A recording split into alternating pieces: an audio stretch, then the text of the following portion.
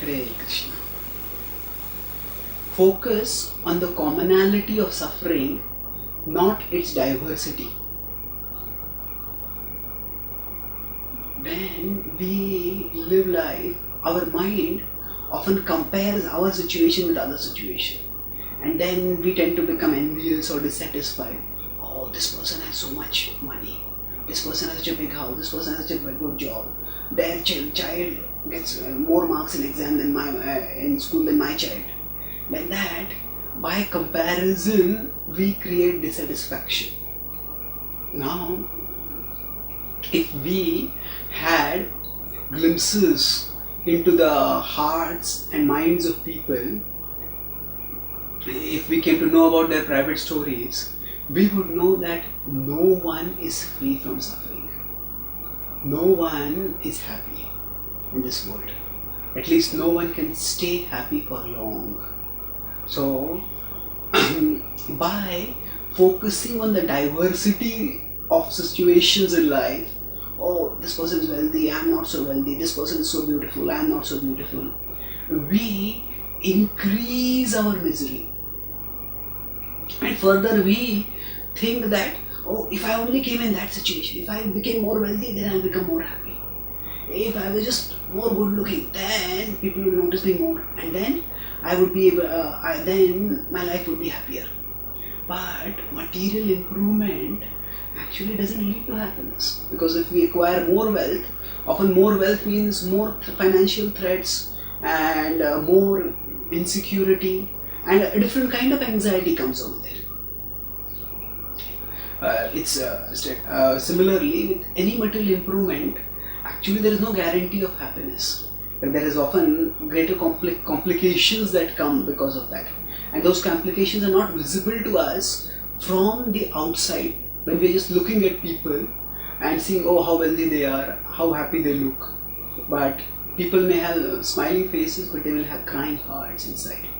So actually, how do we know this? If we can think that everybody has a body, and this body, whether a person is wealthy or poor, the body is going to go old, get diseased and die, and it's going to happen to everyone. These miseries are unavoidable. Further, if you look at a basic definition of misery, we feel miserable when we don't get what we want, and when we get what we don't want. And this is going to happen to everyone. In fact, the more wealthy or powerful a person is, often more are the wants of those people, and that's why more is their misery. And so in that sense, if we focus on the diversity of people's situations, then we will crave for material improvement, and we will not be able to get any lasting happiness at all. In contrast, if you focus on the commonality of suffering, that means, yes, I may be poorer than that person, I may be not as intelligent as that person, have as much memory power as that person, or whatever, but ultimately everyone is suffering. And the solution is not to change the material, not to try to remove the material diversity, but to rise to the spiritual level of consciousness, to make spiritual progress, to learn to love Krishna. It is only when we remember Krishna that we will rise beyond this misery, and ultimately we will attain the spiritual world which is free from all misery. So when we focus on the commonality of suffering, then we understand that this world is like a hospital. And yes, some people may be in a less sick stage and others may be in a more sick stage. But actually the hospital is not a happy place for anyone. And the purpose of the hospital is not that we compare how much that person is suffering or how much I am suffering. The purpose is that we take the treatment by which we can go out of the hospital and return to our home.